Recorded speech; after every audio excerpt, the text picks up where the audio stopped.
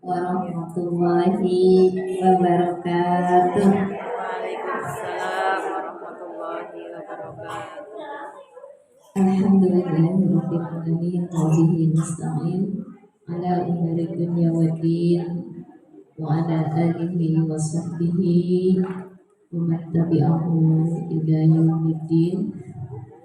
Amma ba'du. Allahumma rabbi shrah li sadri wa yassir li amri wahlul 'uqdatam min lisani yafqahu qawli waj'al li waziran min ahli la haula wa la quwwata illa billahil aliyyil azim. Ibu yang dirahmati oleh Allah Subhanahu wa taala, yang saya kasihi, yang saya cintai, yang saya banggakan, alhamdulillah dengan pertolongan Allah, dengan selalu memohon inayah-inayahnya Allah Subhanahu wa taala, kita bisa berkumpul di tempat yang mulia ini beserta orang-orang yang mulia, dan yang akan dikaji adalah ayat-ayat yang mulia dan hadis-hadis yang disampaikan kepada orang yang mulia. Oleh karena itu, mari kita memuji serta memuji Allah Subhanahu wa taala dengan ucapan alhamdulillahilladzi bi ni'matihi tatimmus shalihah. Ibu, sebelumnya saya tadi ada yang kurang. Kita memohon kepada Allah supaya dimudahkan, dilancarkan dengan doa Allahumma rabbi shrah li sadri wa yassir li amri wahlul 'uqdatam min lisani yafqahu qawli waj'al li waziran min ahli la haula wa la quwwata illa billahil aliyyil azim. Ibu yang dirahmati oleh Allah Subhanahu wa taala, tidak sempurna apa yang kita lakukan tanpa bersalawat terlebih dahulu kepada baginda kita. Allahumma shalli wa sallim wa barik ala Sayyidina Muhammad wa ala alihi wa sahbihi wa baraka wa sallim ajma'in. Kita melanjutkan materi yang kemarin, ya Bu. Saya ingin menyampaikan, karena belum selesai ya, 7 nasihat Maulana Ar-Rumi. Ya, Jalaluddin Ar-Rumi. Namanya siapa, Bu? Jalaluddin Ar-Rumi. Nama aslinya Jalaluddin Ar-Rumi itu beliau lahir di negeri Romawi. Jadi beliau lahir tahun ke-13 Hijriah. Nah, Jalaluddin Ar-Rumi ini salah satu ulama tasawuf, salah satu filosofis yang sangat dikagumi oleh orang-orang barat. Nah, karena apa yang beliau sampaikan itu bisa membuka cakrawala dunia, bukan hanya untuk orang Islam saja, untuk orang non-muslim pun bisa diterima dengan baik pemahaman-pemahaman, pandangan-pandangan beliau, ya.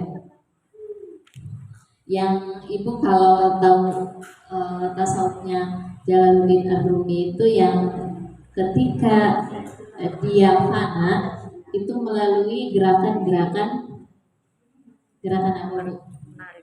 Menari, berputar. Nah, itu filosofisnya itu luar biasa, Bu. Saya baru mempelajarinya. Jadi berputar badan kok bisa berputar-putar dengan cepat tapi orang gak linglung gitu, gak pusing. Nah, ternyata ada triknya. Ya, tari sufi itu. Kemudian kenapa ada makna apa di dalamnya? Kan tangannya kadang gini kan, kemudian ke bawah, satu ke bawah, satu ke atas. Masya Allah gerakannya, ininya nggak boleh berputar kemana-mana, yang berputar hanya badannya saja. Itu semua mengandung filosofis makna yang dalam tasawufnya Ar-Rumi. Jadi saya sekilas saja, Bu, ya, karena yang akan dibahas bukan itu sebetulnya. Cuma karena kita menyampaikan pandangan beliau, kemudian kita juga suka banyak lihat di YouTube kan, ada orang berkeliling muter-muter, berarti dia torekohnya, ya, tasawufnya mengambil ajaran-ajarannya Ar-Rumi. Jalaluddin Ar-Rumi itu nama tempat beliau dilahirkan. Jalaluddin Ar-Rumi. Ibu kalau mau cari bukunya baca, atau kalau bukunya mahal download aja atau baca di internet lah ya. Sekarang mah gampang. Sama. Jalaluddin Ar-Rumi dengan Maulana Ar-Rumi itu sama. Satu nama. Maula itu mungkin panggilan untuk kehormatan. Nah, Maula itu kan orang yang utama, orang yang berharga, orang yang mulia, orang yang hebat lah gitu. Maulana, pemimpin kami, karena dia punya segudang banyak gitu keutamaan-keutamaan yang dimiliki oleh beliau. Maka kita sebut Maulana. Kalau Jalaluddin itu nama aslinya, gitu. Jalaluddin nama aslinya. Kita lanjut ya, apa ajaran beliau? Yang pertama kemarin masih ingat Bu?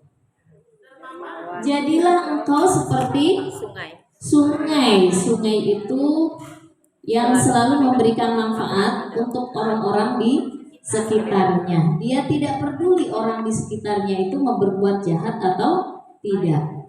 Pokoknya saya mah hidupnya hanya memberikan manfaat aja gitu. Ini dikasih, itu dikasih kehidupan, yang lain ditumbuhkan, pokoknya semuanya diberi kebaikan. Yang kedua, dalam ketulusan kebaikan jadilah seperti matahari.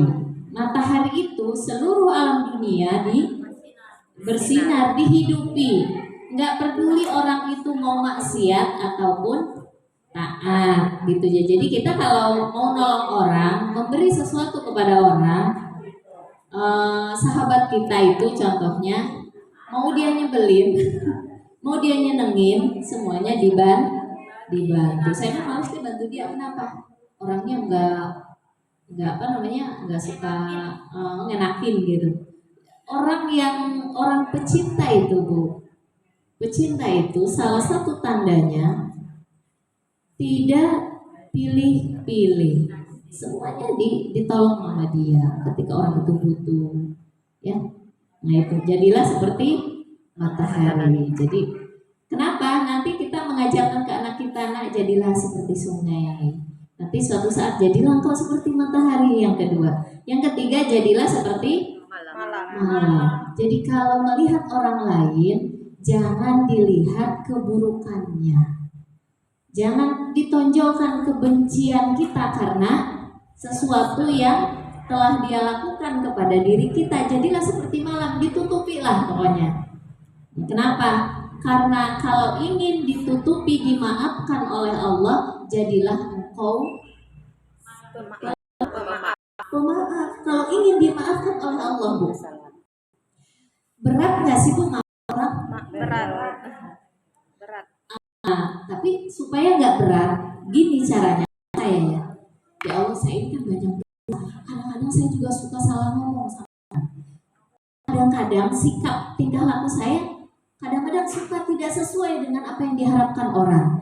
Niatnya sih Bu nggak pengen nyakitin orang, tapi kenyataannya tahu aja apa ya, tiba-tiba kepleset gitu, berbuat itu lagi, kepleset lagi.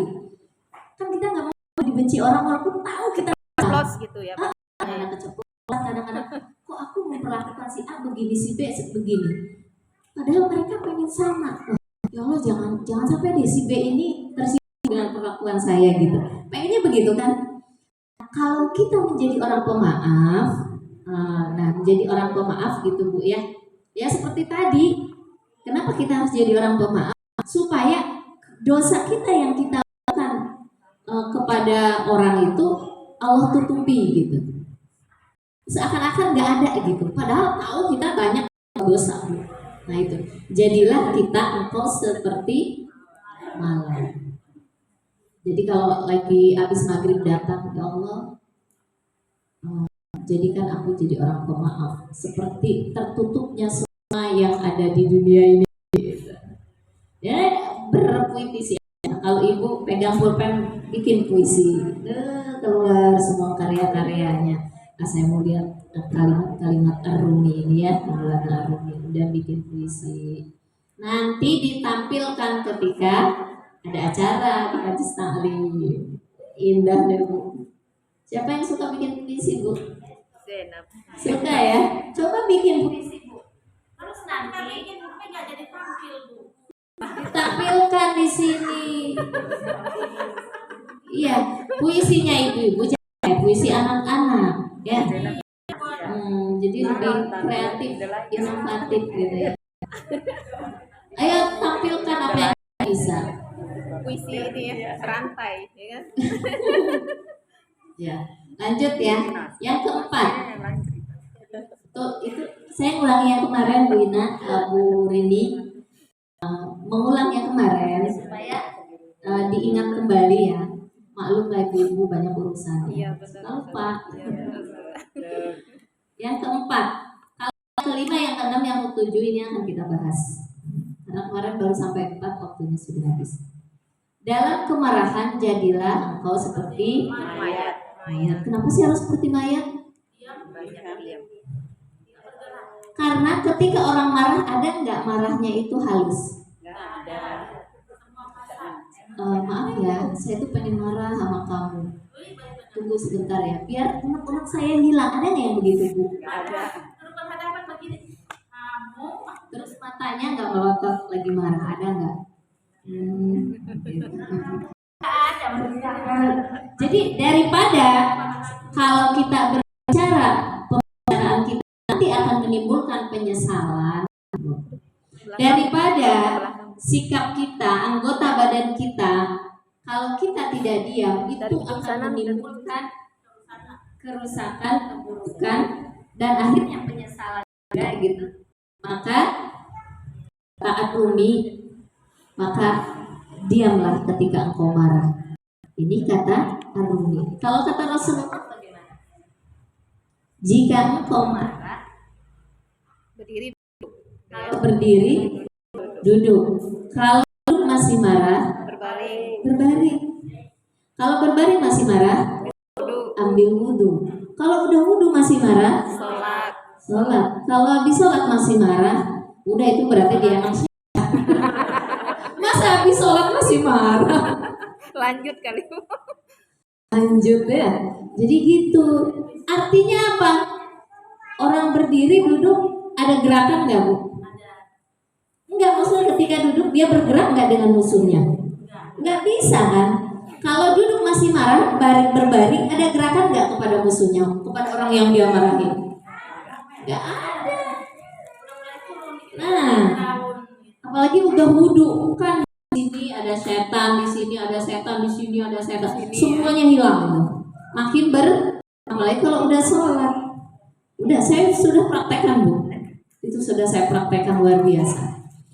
Marahnya itu cepat turunnya, kayak begini, nggak nyampe 2 jam. Marahnya besar Bu itu. Kalau sampai wudhu dan sholat biasanya marahnya besar. Tapi kalau nggak nyampe wudhu dan sholat itu marah biasa. Itu yang saya alami. Itu cepat, tutup pintu, sholat, gitu. Siang udah baikan lagi. Masya Allah, dalam hati kalau saya turunkan hawa nafsu tadi, aduh, itu apa namanya, nanti menyesal. Nah itu Allah itu masih aturan Bu. Allah masih contoh. Luar biasa baiknya Allah, supaya kamu bahagia gitu. Orang marah pun diatur sama Allah. Untuk apa? Kan kalau ngikutin nafsu emang enak diinjak gitu kan ya Bu ya. Itu kan hawa nafsu Bu. Tapi setelahnya kalau diperturutkan, oh banyak kerugian, penyesalan, kata-kata kita juga. Saya dulu ya, Mas. Luar biasa deh. Ikutin aja deh aturan Allah ya Bu ya. Rasulullah ngajarin, coba praktekin deh Bu. Bahagia deh hidup kita. Insya Allah yakin bahagia. Dari situ aja udah menunjukkan kata Rasulullah, la taghdab walakal jannah. Kalau engkau tidak marah, kau bakal masuk surga. Benar Bu. Dari marah aja bisa nahan, bisa sabar. Lainnya insya Allah. Tapi kalau udah marah nggak bisa nahan, nah ini masalah kan berdatangan. 1, 2, 3, kalau ibarat air kayak friksi gitu ya. Bengkak ya. Iya, ke yang lain gitu merusak. Sekarang ini yang kelima. Dalam sederhana dan rendah hati, jadilah seperti bumi. Jadi manusia itu yang baik, jadi manusia pecinta, yang penyayang sama sesama itu biasanya orangnya rendah hati. Walaupun dia punya A, punya B, punya kemampuan beda dengan yang lain, tapi dia tidak suka menonjolkan.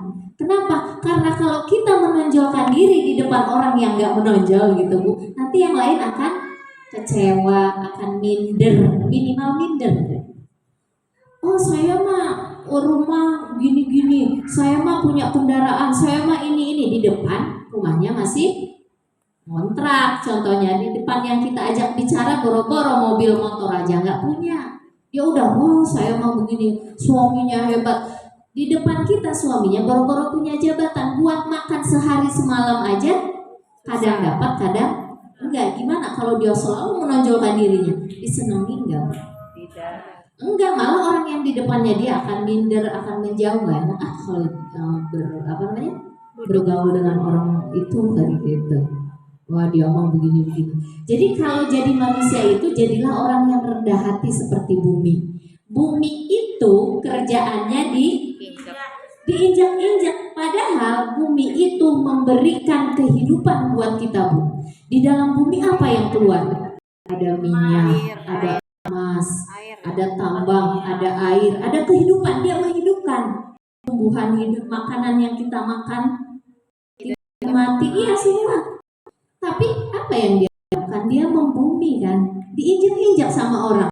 Dia protes Bu, nggak marah dan nggak protes. Maka suka ada istilah, jadi orang tuh membumi lah gitu kan. Jangan sok-sokan suka begitu kan. Artinya apa? Jangan suka menonjolkan diri. Malah kalau bisa berilah selalu manfaat buat Orang lain. orang. Itu bumi luar biasa Bu. Kenapa kita dihidupkan oleh Allah di bumi? Bukan di antariksa, bukan di angkasa. Itu banyak filosofisnya. Bumi itu diinjak, tapi dia memberikan segala-galanya buat kita. Masya Allah, diinjak tapi nggak marah, nggak protes. Lu injek-injek gue, lu buang-buang sampah sembarangan apa? Pokoknya di sebelah sini gue bikin tandus, sebelah sini saya bikin subur apa? Nggak begitu kan bumi. Kadang-kadang itu orang udah maksiat pun tetap aja dikasih, keluarlah tambang emas dari bawah. Yang mengeruk siapa? Ya orang-orang koruptor tadi kadang-kadang kan begitu ya Bu.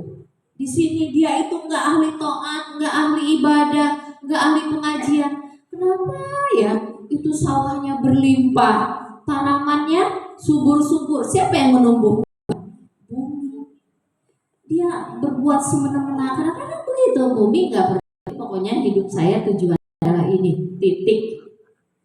Injek kayak di orang berbuat apa kayak. Nah kata Maulana Ar-Rumi, kalau seorang pecinta itu hanya memberikan yang terbaik hidupnya untuk Orang lain. kemaslahatan orang lain. Akhlaknya baik, kata-katanya selalu indah, menyenangkan, tidak suka menyakiti atau menghina, nyepelein, nyinyir dan sebagainya. Padahal hatinya tahu sakit Bu. Kadang ada orang yang suka nggak tahu diri, tapi dia nggak balas. Saya seperti bumi nggak balas kan? Kenapa? Tugas saya adalah kata bumi. Saya nggak mau melenceng kemana-mana. Biarin dia itu urusan sama Allah gitu. Jadilah seperti bumi di dalam rumah tangga kita pun. Biar saya seperti ini. Itu mah urusan dia sama Allah gitu Bu. Urusan saya mah pokoknya patuh, kemudian mendidik, melayani, kan begitu kalau perempuan. Urusan dia sama Allah mau berbuat A, B, C, D.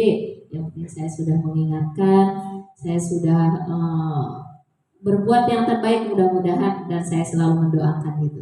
Selesai itu udah selesai, jalani aja hidup. Jalani hidup.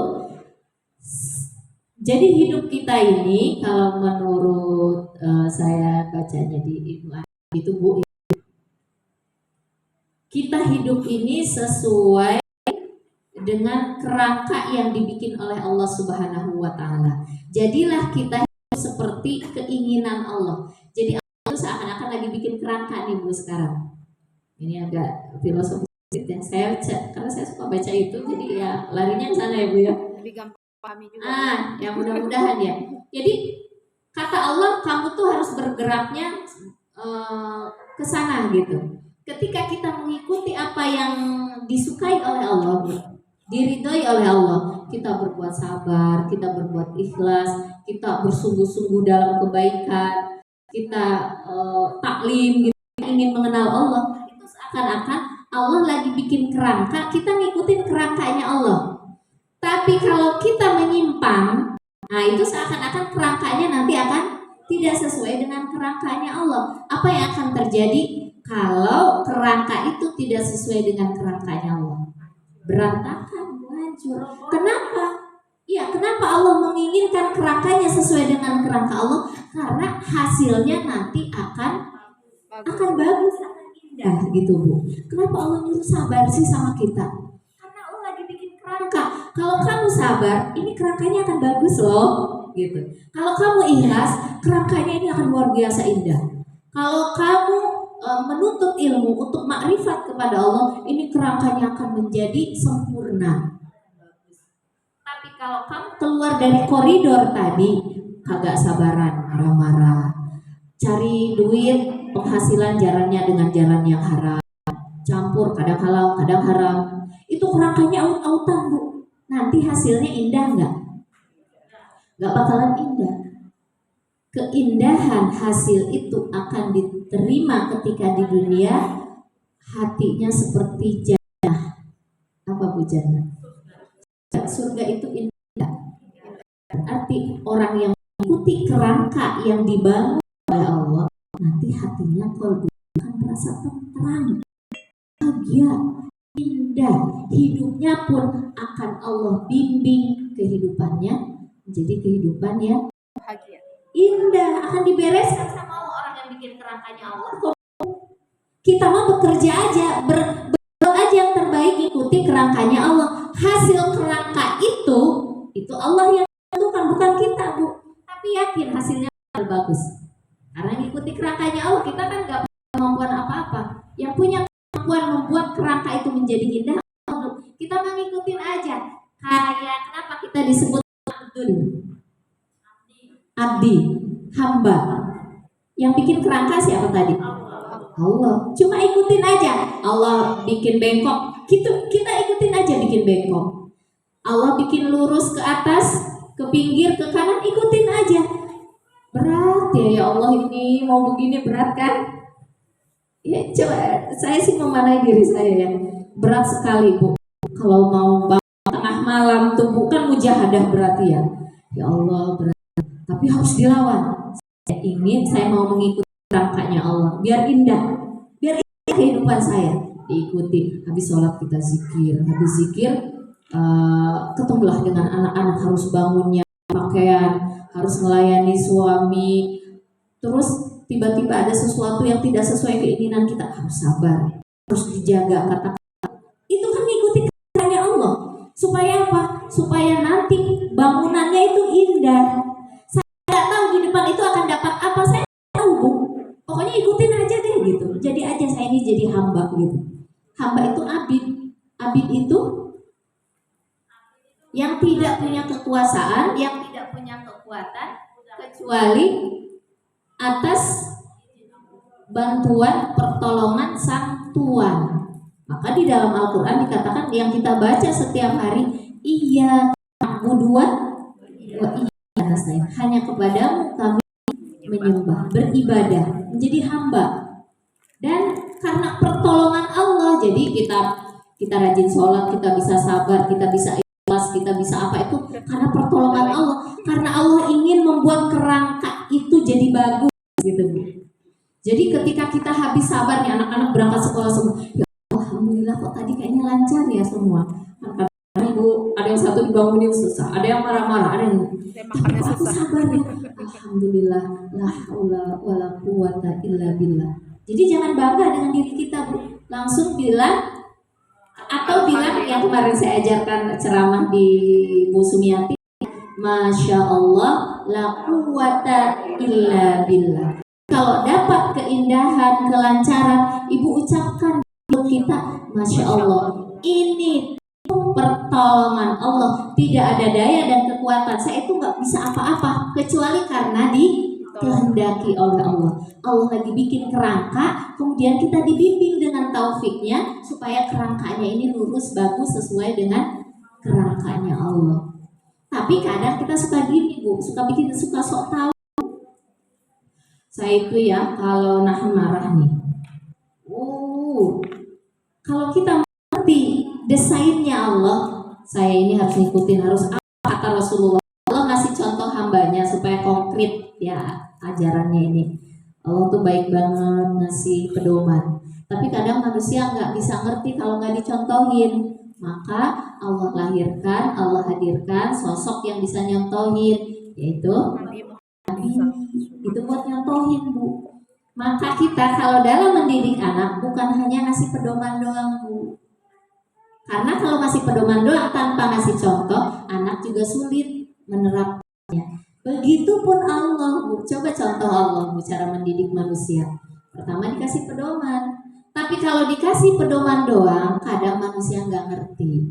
Maka diturunkanlah sosok orang yang bisa mencontohkan. Nah, begitupun kita. Jadi jangan ayo sholat, kamu tuh harus jujur. Nggak bisa begitu doang Bu.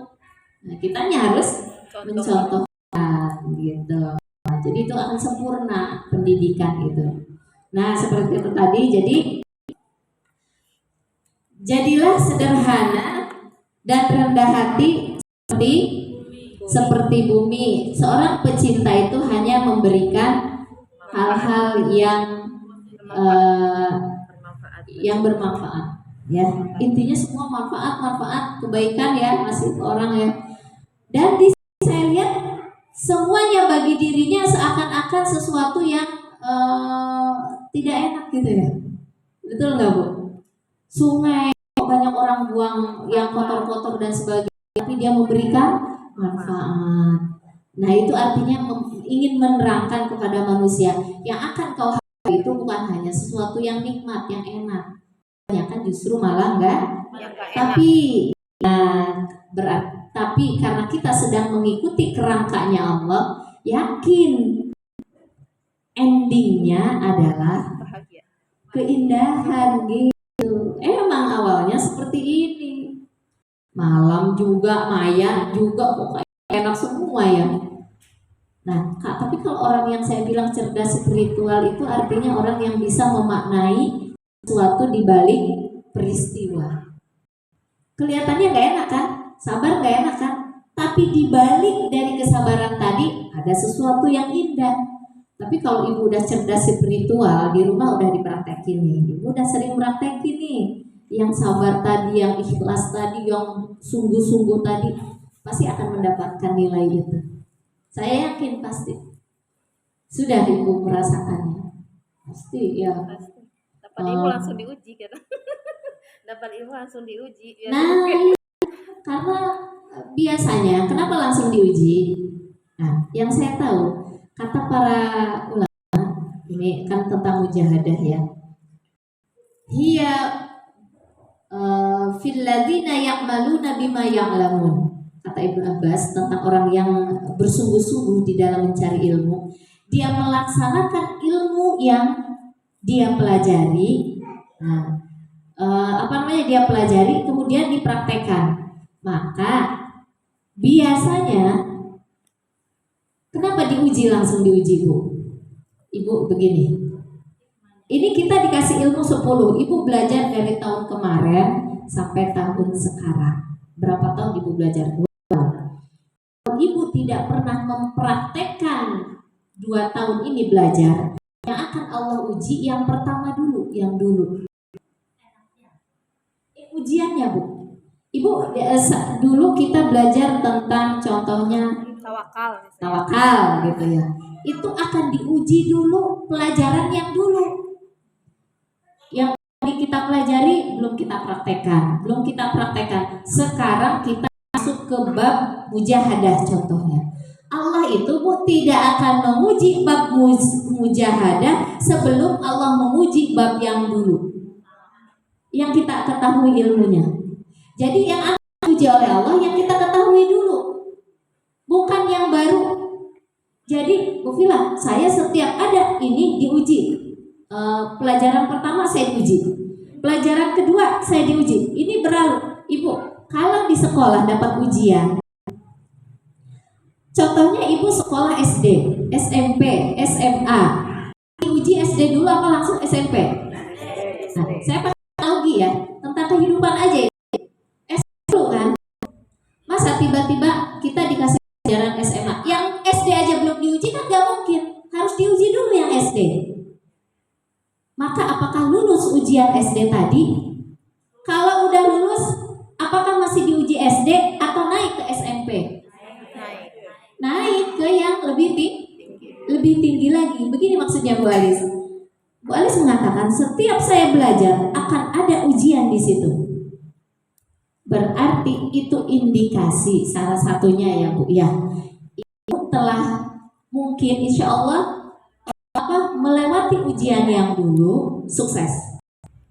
Diuji lagi yang sekarang. Setiap ibu itu akan diuji oleh Allah. Ini ibu udah ngaji nih. Jangan main-main Bu. Kalau kita mujahadah pengen melakukan ilmu itu manfaat, dapat nih dari ilmu nih, dari tempat A, tempat B. Saya pengen melakukan itu. Kemudian kita berusaha, bab ikhlas kita lalui, bab sabar kita lalui, tawakal kita lalui. Sekarang bab mujahadah. Itu pasti Bu. Kalau lulus yang dulu, naik lagi dari bab sabar, naik lagi bab tawakal, naik lagi bab ikhlas, naik lagi bab mujahadah, nanti naik lagi bab ma'rifah. Terus makin punya ilmu terus akan diuji terus Bu, diuji.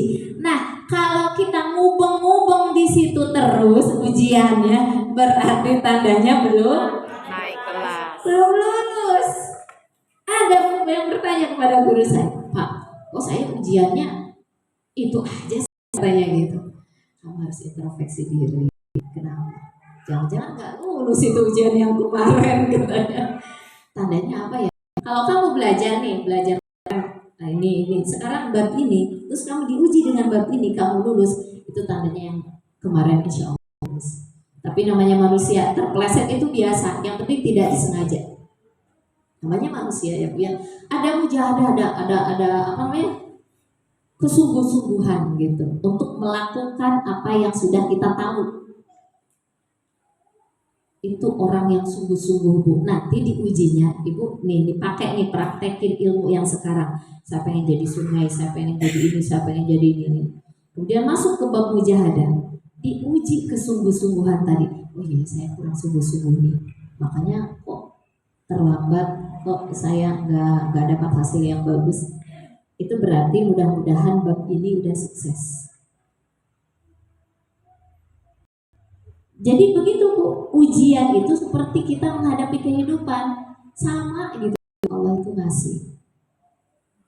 Kok saya selalu ya dapat ini nanti akan diuji. Saya ingat Bu, ketika saya ya Allah berilah kesehatan,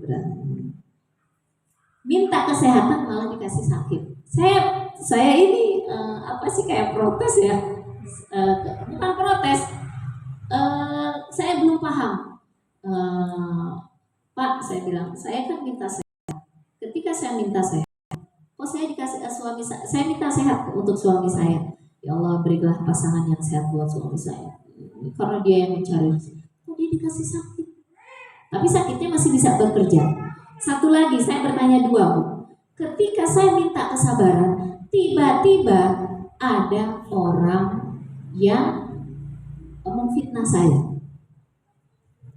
Kenapa? Kayak paradok saya bilang, bukan paradok. Justru di situ Allah ingin kamu sehat kan? Maka dikasih sakit supaya apa? Dengan sakit yang ini kamu menjaga makanan. Betul nggak Bu? Coba kalau nggak dikasih sakit, bebas aja. Nanti akan tambah parah. Maka Allah buru-buru mengket supaya dia tidak parah. Bisa diberilah dia sakit. Akhirnya dia jaga makanan, dia jaga pola hidup. dia jaga pola tidur, dia jaga katanya kalau nggak boleh ini tuh harus jangan marah-marah dan sebagainya. Dijaga semua sama dia. Nggak lama kemudian alhamdulillah sehat. Tapi pola tadi terus dijaga, dipertahankan. Itu tandanya apa? Allah sayang. Allah sayang sama dia, maka dikasih sakit ketika engkau minta sehat. Tapi sakitnya untuk kebaikan selanjutnya, sehat berkepanjangan. Yang tadi sabar, yang minta sabar dijadiin orang ikhlas, Bu. Tiba-tiba kok saya difitnah sama orang. Kata Allah, kamu kan ingin ikhlas, ingin sabar. Nah, sekarang diuji sama Allah nih. Ikhlas enggak? Sabar enggak ketika difitnah? Apa jadi nyolot? Apa lagi? Kan ya Allah berilah kesabaran. Allah ingin melihat nih, kamu lagi diuji, sabar enggak? Alhamdulillah saya ya enggak ini sih, maksudnya enggak frontal ya, berarti sukses. Tapi kalau kamu frontal, bilang ke sana ke sini, ngadu ke makhluk, bukan ngadunya ke Allah. Kata Allah, kamu pengen sabar, belum waktunya. Diulang lagi. Diulang lagi, Bu. Nanti tuh ada orang yang datang untuk membuat dia sabar. Dihadirkan oleh Allah orang lain itu kepada kita untuk meluruskan diri kita sebetulnya, Bu. Untuk menjadi manusia yang sempurna, insan kamil. Maka Allah akan hadirkan ada orang yang baik, yang buruk lah. Kalau yang baik mah ya insya Allah lah ya. Yang buruk gitu, Bu, sama kita. Kita punya teman, maka Allah akan hadirkan teman itu nggak tahu balas budi. Iya, dihadirkan oleh Allah. Untuk apa? Ingin menguji. Kamu kan ingin jadi orang ikhlas. Ikhlas nggak kamu berteman sama dia? Saya mah males deh bantuin dia, masih dia apa-apa, nyebelin. Berarti kamu nggak ikhlas. Saya tuh berteman sama dia rajin sih pengajian, tapi kadang-kadang omongannya tuh suka celetak-celetuk gitu. Kata Allah, kamu kan doanya pengen sabar. Sabar nggak hadapi dia?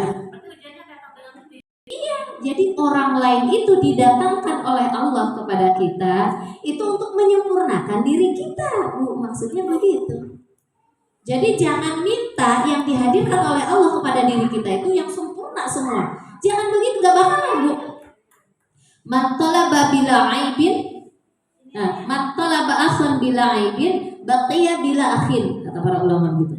Kalau kamu ingin hidup ini punya teman tidak ada aibnya, semua yang dekat dengan kamu orang baik, gak bakalan kamu bisa dapat sampai kamu mati, katanya. Iya, punya saudara pun begitu. Oh, jadi ini tuh sebetulnya Allah ingin menyempurnakan jiwa kita, diri kita. Jadi orang-orang yang hadir kepada diri kita, Ibu, jangan kita mengeluh, protes sama Allah. Ya Allah, kenapa ya? Kok saya dihadirkan? Ya siapa kek, mau pasangan kek, mau anak kek, mau teman, mau saudara gitu. Ya Allah, kok kenapa sih? Justru sekarang jangan begitu ya. Istilahnya kenapa? Justru mereka didatangkan di hadapan kita untuk menyempurnakan diri kita. Yang jadi tadi penyabar, ikhlas, ya dermawan, penyantun, penyayang, untuk jadi itu gitu. Kalau yang datang orang bawa segepok uang, bawa tentengan, orangnya ramah, di mana letak kesabaran kita? Yang ada malah kita seneng-seneng aja. Nggak ada tantangan. Betul nggak, Bu? Benar saja. Coba kita perhatikan kehidupan itu seperti itu. Masya Allah, kalau kita mengetahui, oh iya ya, tiba-tiba pulang dari sini suami marah. Nah, ini kan untuk menyempurnakan diri. Oh, berarti tadi udah ada ilmunya tentang sabar. Beneran datang, Bu. Mungkin anak buka suka lempar ke ruangan yang anak-anak. Masya Allah, tapi harus dididik, diarahkan. Sabar itu bukan berarti diam gitu saja. Enggak, nah tempat sepatu gimana? Tapi enggak marah gitu. Kan yang ada kalau kita nggak punya ilmu sabarnya, ini siapa orang gitu. Masya Allah. Nah itu ya, Bu ya. Lanjut. Yang keenam ya, Bu ya, kan ada 7. Yang keenam, dalam toleransi jadilah seperti laut. Saya dulu pernah menyampaikan ya, bahwa hidup hidup itu jadilah kalian seperti laut. Toleransi itu artinya laut itu adalah tempat di mana sesuatu yang tidak menyenangkan datang semuanya ke dalam lautan. Toleransi. Tapi dia mampu bertoleran. Mau limbah, mau sampah, mau kotoran, mau airnya yang berbeda datang kepada dia terima dengan terbuka dengan tangan terbuka. Terus setelah diterima dengan tangan terbuka, diolahlah. Tetap si laut itu memberikan manfaat buat manusia, buat ikan, buat makhluk-makhluk Allah. Di dalamnya justru tumbuh sesuatu yang indah. Ada berlian, ada tumbuh karang, ada minyak. Ada nggak Bu minyak di laut? Ada. Iya ada minyak, masya Allah. Semuanya mutiara ada yang lihat. Jadilah engkau seperti laut. Jadi toleransi Bu. Tetangga A begini, tetangga B begini. Ya udah nggak apa-apa. Itu urusannya sama Allah.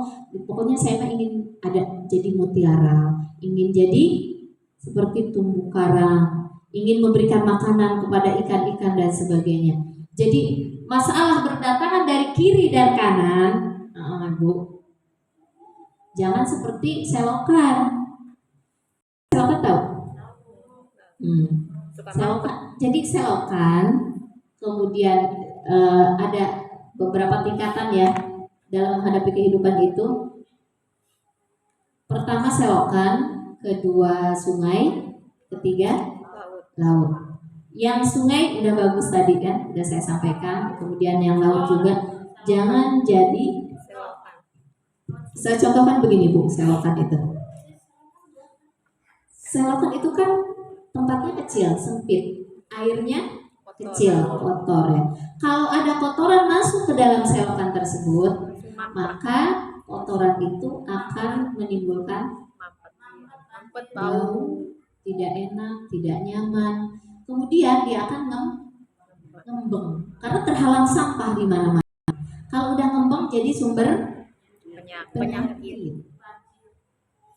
Itu tuh diibaratkan kolbu kita misalkan itu. Jadi kalau kolbu yang sempit, kolbu yang jauh dari Allah, yang jauh dari sifat sabar, sifat ikhlas, sifat pemaaf, sifat penyayang, itu seperti selokan. Kalau ada masalah datang, itu nanti masalah itu bukannya dia netralisir, bukannya dia menjadi orang yang toleran, tapi apa? Dipendem di sini. Jadi kebencian, jadi kedengkian, jadi sum'ah, jadi takabur, iri. Kalau udah jadi penyakit di dalam hati yang sempit tadi, apa yang terjadi? Dia akan menjadi penyakit buat orang-orang sekelilingnya. Kenapa? Karena hatinya sempit, kemudian hatinya juga kotor. Maka jangan hati seperti selokan, minimal seperti sungai. Ada yang lebih indah lagi dan lebih hebat lagi menjadi seperti lautan. Lautan itu nilai manfaatnya lebih besar. Orang yang dengki datang ke dia, orang yang iri datang ke dia, orang yang pendendam di hadapan kita, orang yang nggak tahu diri apa. Pokoknya kita itu selalu toleran, berbuat baik aja untuk orang lain, sabar, ikhlas, ridho dengan ketentuan Allah. Ini seperti laut. Nah, gitu kata Maulana Dulu pernah Ar-Rumi. Ibu jelasin juga itu Ya. yang memiliki hatinya seperti laut itu para nabi. Nah, Kalau nggak salah. tidak menutup kemungkinan kita pun bisa seperti itu. Maka Nabi diturunkan Allah untuk menjadi contoh, bukan hanya dijadiin pajangan doang. Kalau kita tidak bisa seperti itu, berarti Nabi hanya pajangan doang dong. Enggak, bisa kita seperti itu. Maka ada orang-orang ulaika ma'allazina an'amallahu 'alaihim minan nabiyyina wasyiddiqina wasuhada'i wassalihin. Ini akan digabungkan oleh Allah. Bisa berarti kita seperti itu. Cuma mampu enggak kita bermujahadah, sungguh-sungguh menjadi orang seperti itu. Kalau kamu sungguh-sungguh menjadi seperti laut, kata Allah, walladzina jahadu, maka aku akan kasih jalannya. Allah akan kasih kemudahannya gitu. Jadi kalau kita lagi bersabar nih menghadapi sesuatu, Allah akan kasih Bu, di depan itu terbentang aja jalan kesabaran itu. Bisa aja dilewati gitu. Yang penting ada kesungguhan. Itu satu aja kata Allah, yang penting kamu ada kesungguhan. Usaha yang kuat gitu untuk mengamalkan ilmu yang sudah kamu terima hari ini contohnya. Ada kesungguhan aja, pasti Allah akan kasih. Allah akan ajarkan ilmunya. Caranya gitu. Caranya Allah mengajarkan itu nanti akan ada ilham Bu, lewat pemikiran kita. Ibu di sini hanya dikasih pintunya aja, tapi pelaksanaannya nanti dalam kehidupan Allah yang akan mengajarkan. Yang penting ada kemauan. Ya Allah, saya pengen memanfaatkan ilmu ini, saya pengen jadi ini, saya pengen jadi ini. Ya Allah, yakin ya Bu, nanti akan Allah ajarkan. Yang terakhir, jangan melihat keluar, lihatlah ke dalam diri. Jadilah dirimu apa adanya. Jangan dibikin-bikin. Saya itu kalau gabung sama teman-teman, saya mah pengen bawa tas yang paling bagus. Pakai pakaian yang paling ini. Pokoknya saya nggak mau kalah dengan dia. Padahal kita orang biasa-biasa. Itu akan menyiksa diri kita. Iya. Atau ada seorang, biar saya dibilang soleh, bentar-bentar, Masya Allah, la ilaha illallah, alhamdulillah ya. Padahal dia orangnya nggak soleh-soleh banget Bu. Cuma di depan orang ingin memperlihatkan Soleh banget gitu. Itu akan menyiksa dirinya kalau bukan tipikalnya seperti itu. Padahal kalau di rumah dia suka bentak-bentak suami. Kalau di rumah dia kadang-kadang suka ngambil hak tetangga. Kalau di rumah sama suami suka berapa lembar nih ya, suami kan nggak tahu, anakku nggak tahu apa. Tapi kalau keluar, berusaha baik banget keluar gitu. Biar dibilang orang yang pemurah. Padahal di rumah suka ngambil punya. Iya, mending di rumah kita jadi orang jujur, apa adanya, tidak terlalu banyak punya. Di luar berbaginya ya kalau nggak ada nggak usah berbagi gitu. Ini karena apa? Karena mencari popularitas menjadi orang yang dianggap soleh di rumah merugikan. Kata Arumi, jadilah orang seperti biasa aja. Ini Bu, padahal karena pengen dibilang cantik gitu ya Bu ya. Saya itu di komunitas saya nggak boleh kalah. Beli martabak dilengkupin itu kalau mau dandan, kalau mau berangkat beberapa jam dandan, pakai alas, pakai ini, pakai itu, pakai blush on, pakai segala macam. Lipstiknya diukir-ukir dulu, datang ke pengajian.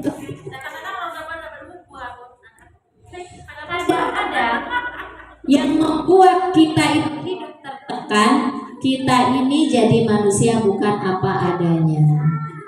Suka kadang-kadang bukan apa adanya, tapi ada apanya. Iya Bu, saya juga kalau lagi ada apalagi kalau reunian ya, itu kadang-kadang minjem jilbabnya, minjem yang mana ya biar keren gitu kan. Ininya sendalnya kok ini begini, wah itu Bu 1 bulan dipikirinnya. Itu gimana itu Bu?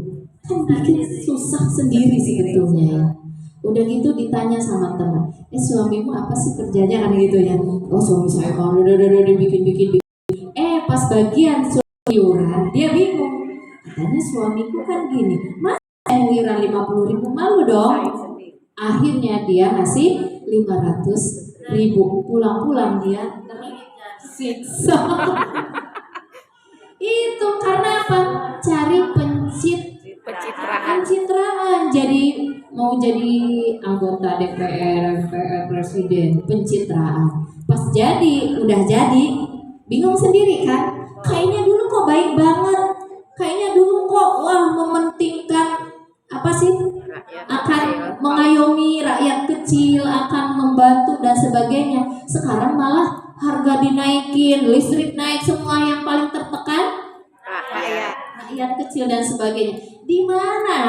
Kenapa dulu kok kelihatannya baik banget? Nah ini namanya dia berbuat bukan tidak apa adanya. Bukan Bu, itu bukan Bu. Yang lain gitu. Nggak tahu siapa ya. Atau ada pasangan yang mau menikah. Ketika sebelum menikah, baiknya luar biasa. Padahal biasa di luar. Manis. Manisnya, oh abang mau apa? Disodorin.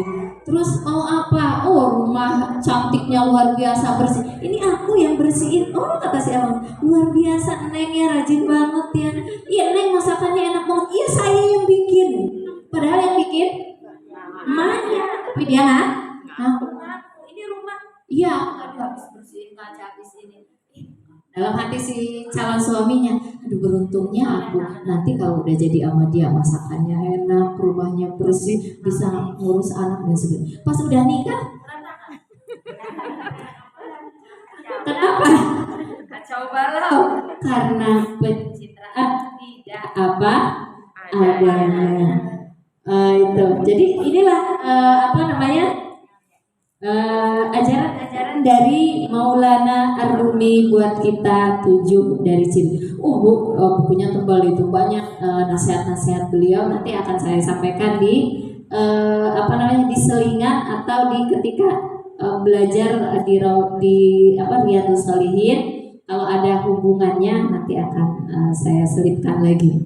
Jadi biar nggak monoton ke ini gitu ya, nanti akan saya sampaikan pendapatnya Ar-Rumi atau Ibnu Arabi atau karya-karya ulama-ulama yang lain.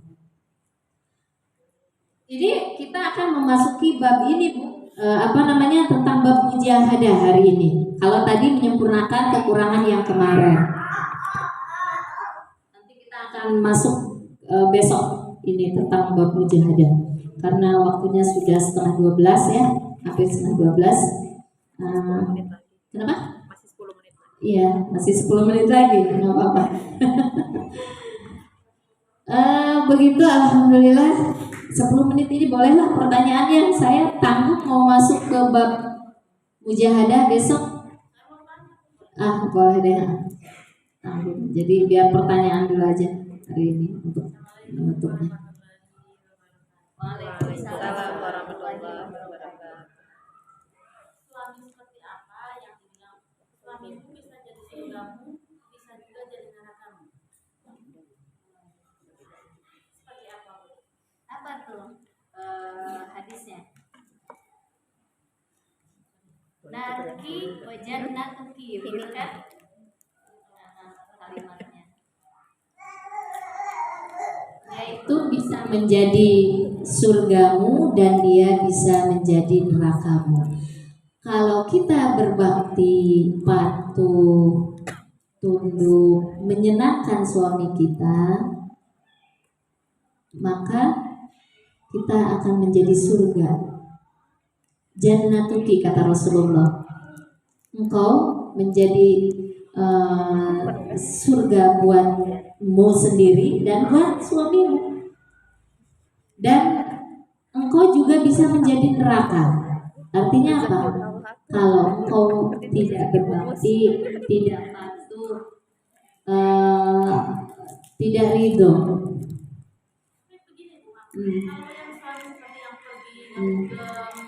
Oh, itu dari pihak suami. Oh, gitu maksudnya. Ya, nanti kita balik, Bu. Kalau tadi kan kata hadis Nabi, suamimu itu bisa jadi surgamu, bisa jadi nerakamu. Maksudnya dari sikap kita. Pertama. Mancing kan cari ikan buat masak. Mancing kesenangan punya hobi gitu. Iya. Jadi kadang pulang bawa ikan kecil-kecil gitu. Ya itu hasilnya. Jadi pertanyaannya apa, Bu Zena? Habis pepes. Ikan itu bisa menjadi surga untukmu dan bisa menjadi neraka untukmu. Itu tadi jawabannya dari saya. Suamimu bisa menjadi surga bagimu kalau emang pertanyaannya seperti itu. Kalau kita patuh, berbakti, ridho, senang, menyenangkan. Mau dia ngeduger gitu. Kita gampang gitu Bu yang mengetahui keinginan kita sebagai istri. Banyak suami kan jadinya pengayom, pemimpin yang bisa dicontoh istri. Tapi kok dia perempuannya begitu. Berarti apa namanya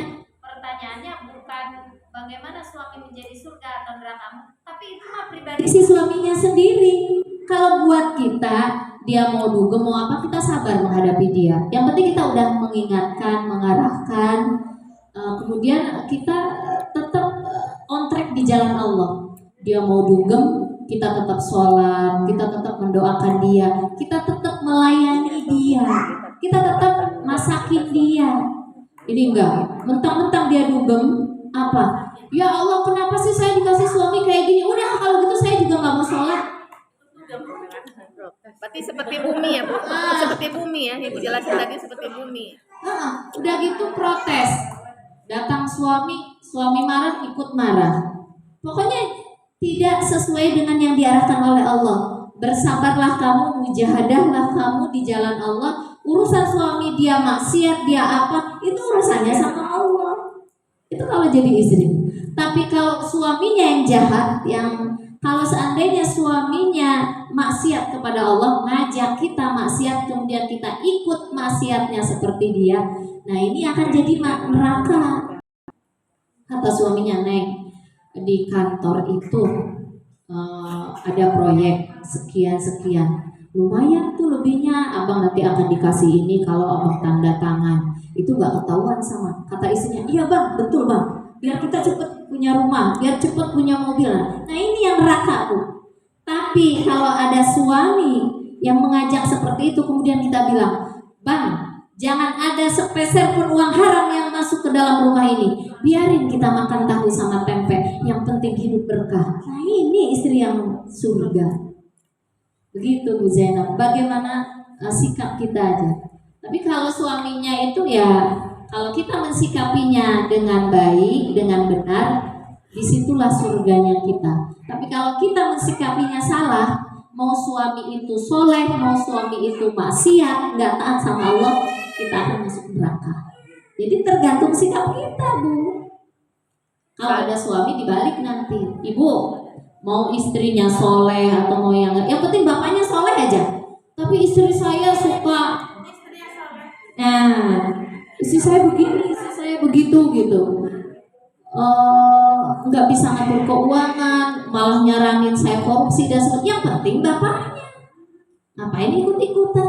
Dia mau nyuruh kayak apa juga bejat, nggak usah diikutin. Gitu kalau dibalik suami seadanya mendapatkan istri yang tidak taat. Yang penting diri kita aja, Bu, nggak usah mikirin orang lain. Diri kita aja deh soleh dulu. Soleh aja dulu, baik dulu gitu. Nanti mudah-mudahan Allah akan perbaiki anak-anak kita, suami kita kalau kita udah soleh. Jadi ibadah binafsik. Mulailah dari dirimu sendiri. Jangan menuntut orang lain. Yang lain mah kita ingetin aja, kita contohin, ya arahin lah gitu. Insya Allah mereka juga lihat kok kebaikan kita, keindahan akhlak kita.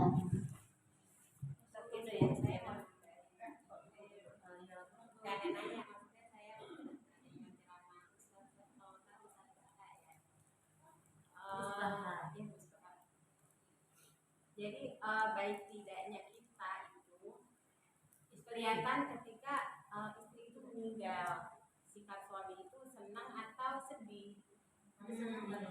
Jadi kalau misalnya istri itu meninggal, suaminya sedih, berarti istrinya yang baik gitu, sabar. Tapi ternyata kalau misalnya istrinya itu meninggal, suaminya malah sedih, kalau tergantung niat.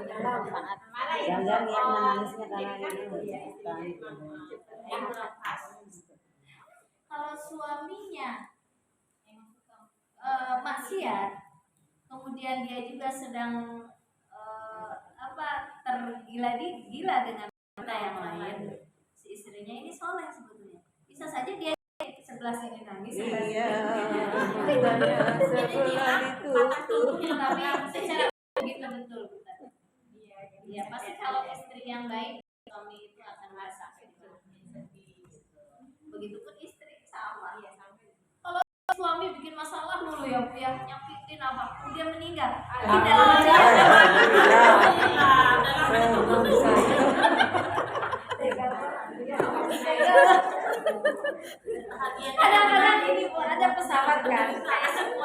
jatuh ya saya berpikir ngobrol sama suami itu kalau suaminya naik pesawat Sukhoi suaminya itu nyebelin ngeselin mungkin dia selingkuh dan sebagainya naik pesawat Sukhoi kemudian jatuh, itu kayak dapat durian